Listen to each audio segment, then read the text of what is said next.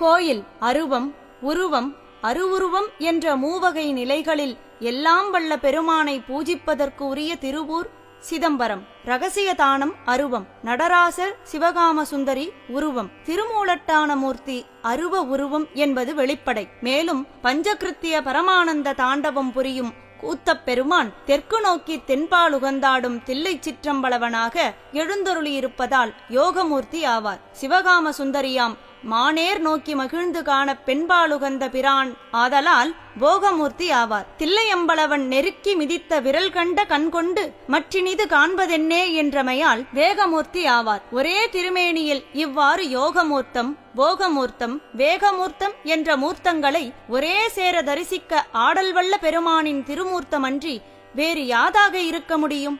ஐயன் திருமேனி அமைப்பிலேயே ஐந்தொழில், தூள பஞ்சாக்கரம், சூக்கும பஞ்சாக்கரம் அமைந்திருக்கும் பாங்கை மெய்கண்ட சாத்திர நூல்கள் வாயிலாக அறியலாம். ராஜசபை, நிருத்த சபை, கனகசபை, சிற்சபை, பேரம்பலம் என 5 சபைகளும் ஒரு சேர உள்ள திருத்தலம் பெரும்பற்ற புலியூரேயாம். தில்லை மாநகர் தெற்கு திருக்கோபுர வாயில் வழியாக இங்கே எழுந்தருளிய சம்பந்தமூர்த்திகள் கூத்தப்பிரானை தரிசித்து திருவேட்களம் முதலிய பதிகளையும் வணங்கி பிறகு மீண்டும் தில்லைக்கு எழுந்தருளிய காலத்து ஆடினாய் நறு நெய்யோடு